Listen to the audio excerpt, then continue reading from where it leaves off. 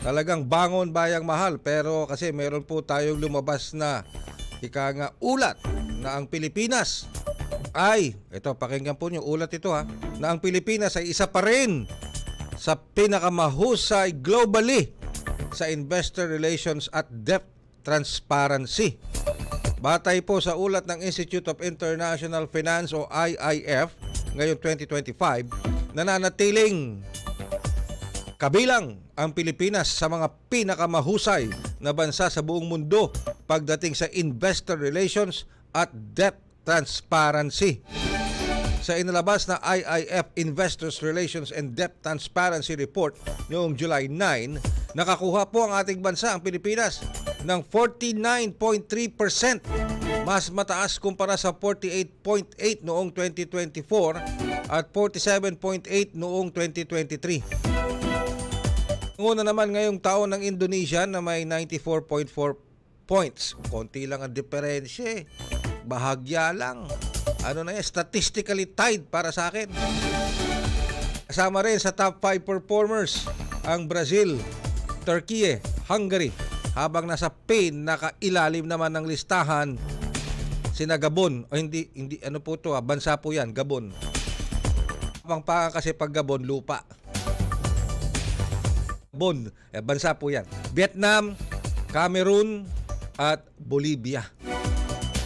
3 taon nang kabilang ang Pilipinas sa top 5 countries sa IR rankings ng IIF mula pa noong 2023. Ayan, tayo daw po ang isa sa mga pinakamahusay pagdating sa foreign relations at debt transparency. Pag sinabi nating debt transparency, yung nasusuri ng mga investor kung saan napupunta yung ating mga iniuutang mula sa local maging sa foreign financial institutions. Pero mas kailangan natin ng mas malalim na paliwanag dyan dahil magandang balita po yan. Kasama natin ngayon ang ating Filipino-Canadian economist, walang iba kundi si Dr. Michael Batu. Dr. Batu, magandang umaga po mula dito sa Pilipinas. Maraming salamat po muli sa pagpapaunlak ninyo sa ating programa. Magandang umaga sa iyo, Ray, at magandang umaga rin sa ating mga taga-subaybay. Well, Dr. Batu, ang sabi po ng isang pag-aaral ng IIF, 49.3 points ang nakuha. Mataas, isa sa pinakamahusay ang Pilipinas pagdating sa investors relation at debt transparency. Nanguna lang sa atin ang I think Indonesia. Ang Indonesia kasi meron silang 49.4, tayo ay 49.3. Para sa akin statistically tied na lang 'yun. Anyway, ano po ang reaction niyo dito bilang bilang economist, and ano bang ibig sabihin pag sinabi nating isa tayo sa pinakamahusay pagdating sa investor relationship plus debt transparency? Alam mo, Ray, significant achievement ito, no? Lalo-lalo na yung pamamaraan ng ating bansa in terms of communicating sa mga investors and by extension sa mga credit rating agencies. Ano? Mahalaga kasi, Ray, from the point of view of investment, na klarado yung mga datos, impormasyon, timely ito, no? Kumbaga updated yung mga datos at yung mga impormasyon na yan, at accessible, no? Pag pumunta ka sa website, halimbawa, mada-download mo itong mga reports, ano? Kumbaga walang problema, very transparent. Napakahalaga niyan sa mga investor kasi ang mga investor ginagamit nila yung mga impormasyon na yan para ma-inform sila kung mag-i-invest ba sila sa isang bansa. So tinitingnan nila halimbawa yung financial sustainability ng isang gobyerno, tinitingnan nila yung macroeconomic fundamentals ng isang bansa. Nabanggit mo ngayon sa utang, yung mga foreign debt, tinitingnan nila yan, yung mga inuutang ng bansa, kung saan napupunta, mga mahahalagang impormasyon yan na nakakatulong, na mag-inform sa mga investor in terms of their decision, kung mag-i-invest ba sila sa isang bansa, Ray. Alright, so ito bang nakuha nating magandang performance na ito is dahil na rin sa ginagawa ngayon ng administrasyon ni Pangulong Marcos kasama nung kanyang economic team na alam ko talaga regularly nagsasagawa sila ng mga roadshow, pumupunta sila ng ibang bansa, pinipresent nila ang Pilipinas sa mga foreign investors. Mm. Alam mo rin, ang credit dito no ay sa ating Department of Treasury at saka sa BSP. No? Yan yung mga dalawang Mm. Mm. ahensya na responsable diyan. Kasi yung Bureau of Treasury, Ray, sila ang humahawak ng datos sa Mm. government cash operations. No? So kung titingnan mo yung kung saan napupunta yung halimbawa yung inutang or magkano yung inutang ng gobyerno, no? Kung Mm. magkano yung balance ng gobyerno in terms of money, hawak nila yung impormasyon na yan. At pupunta ka sa halimbawa sa website ng Bureau of Treasury, yung mga impormasyon kinakailangan mo yung nandun.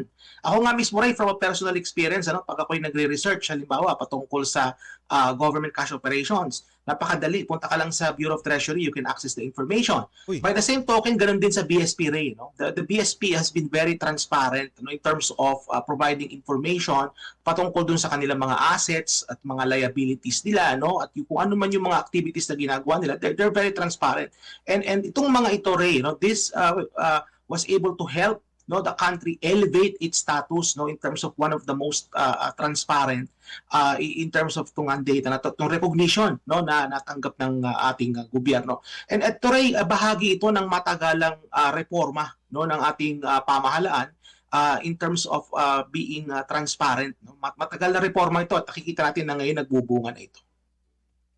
Okay. So, ika nga, will this, of course, like you said, magandang ano po ito, magandang hakbang, magandang ika nga achievement, at can we expect na ika nga sa likod ng nagaganap ngayon na global economic situation, dahil hanggang ngayon medyo nakakawindang nawiwindang pa rin ako dito kay US President Donald Trump sa mga tariff niya eh. 17% na tayo, tinaas pa niya ng 20%, Pero yung ating economic team sa panguna ni Secretary Frederick Go pupunta pa rin ng US, pati si Pangulong Marcos Jr. sa I think this July 20 pupunta sa Estados Unidos to talk with US President Donald Trump. Do you think we have a chance at least to lower pa itong tariff na ito na from 20% maibaba man lang muli sa 17 or at least much lower than that, Dr. Bato? Alam mo, Ray, itong nakikita kong pag-increase ni Donald Trump ng taripa, ito ay isang nudge. No? Ibig sabihin ng nudge, ito ay parang paghihimok sa ating gobyerno na mag-negotiate. Kasi ang si Donald Trump gusto niya na kausapin mo siya. Ganun ang kanilang filosofiya in terms of negotiation. They want you to go to them and actually sit in the table at makipag-usap. At itong ginawa ng ating gobyerno na kanilang pagpunta sa Washington para kausapin yung mga representative ni Donald Trump, I think this is a step in the right direction kasi kailangan mag-negotiate. Ang nakikita ko dito, Ray, malamang maibaba itong taripa na ito. Realistically, nakikita ko, posibleng bumaba ito by 10%. Pero syempre ang pinaka-ideal dito is maging zero ito. Kasi ang pinaka-goal natin din dito, Ray, is that magkaroon tayo ng free trade agreement with the United States. Yun yung pinaka-ideal objective dito. At sa palagay ko yun din ang gustong mangyari ng Estados Unidos na magkaroon ng agreement. So itong pagpunta nila, Ray, the fact that they're going there in person. Kasi may mga ibang bansa rin, hindi na sila nagpunta in person. Kumbaga, zoom lang yung usapan nila. The fact na pumunta sila doon in person, it signals that they're serious in terms of the negotiations. Okay, so nako, very naman ako diyan sa nabanggit mo, Dr. Bato, na naging optimistic tuloy ako na maging 10% na lang, or at least kung di man 10% totally mawala na itong tariff na ito na pinapataw ngayon ng US sa kanyang sa iba't ibang mga bansa, hindi lang naman po sa Pilipinas. Alright. But before I let you go for this interview, Dr. Batu, meron kasing naging pahayag ang Pangulong Marcos Jr. nung siya ay pinangunahan niya itong tinatawag na groundbreaking ng isang terminal passenger building sa Katiklan Airport. And itong terminal passenger building na ito sa Katiklan Airport is just the beginning ng iba pang mga itatayong similar structures to help boost the economy doon sa mga nasabing Rio, perhaps sa Aklan, sa Bohol, sa Siargao. Pero may sinabi siya, he would like to open up the economy. Open it up more sa labas to help grow the economy pa. Sa pamamagitan nito para mapalakas ang turismo ng bansa. At sa kanya, sinabi niya, kapag malakas ang turismo, it will trickle down to the national economy itself.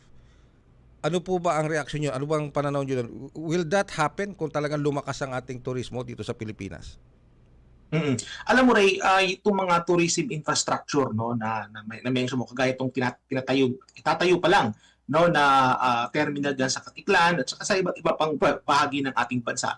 Ito ay mahalaga no para tayo ay makahimok ng mas marami pang turista na bumisita sa ating bansa. Kasi ang turismo Ray, this is one of the important pillars din ng ating ekonomiya. Malaki ang multiplier effects na nakukuha ng isang ekonomiya from tourism. O, hindi lang yung direktang mga paggastos ng mga turista, may mga indirect na positibong epekto yan sa pangkalahatang ekonomiya. At ako naman natutuwa naman at itong si ating Pangulong Marcos Jr. ay na-recognize niya no yung kahalagahan ng turismo at yung pag-i-invest ng gobyerno in terms of providing the necessary infrastructure para mas maparami pa yung mga turistang bumibisita sa ating bansa. Yes. Now, ito Ray, this is a one important step of many, no? Kasi sa ngayon nakita natin na yung ating tourist numbers, no, ay bagamat nag-grow siya pero hindi pa niya nare-reach din Ray yung potential niya na mas marami pang turistang bumisita sa ating bansa. So I think this yung sinasabi niya na pag-open up ng ating ekonomiya, the building of infrastructures, I think this will pave the way for more tourists to come into the country. But of course, may mga challenges pa rin Ray kasi infrastructure nga kulang pa rin, ano? Meron pa rin tayong mga issue ng providing services sa mga turista. Kumbaga, limited pa rin siya pero ginagawa naman ng paraan. Hopefully, baka bago matapos ang termino ni Pangulong Marcos Jr., marami siyang magawa para ma-address yung mga challenges na kinakaharap ng ating tourism sector. Alright, with that, again, maraming salamat po, Dr. Michael Batu. As usual, we are very highly appreciative sa oras po ninyo at sa inyong professional insights and opinions on the matters we're being discussed. Thank you very much for always sharing your knowledge with us. Maraming salamat po, Dr. Batu. Thanks for having me, Ray, at mabuhay po ang Pilipinas. Ang ating pong Filipino-Canadian economist, Dr. Michael Batu.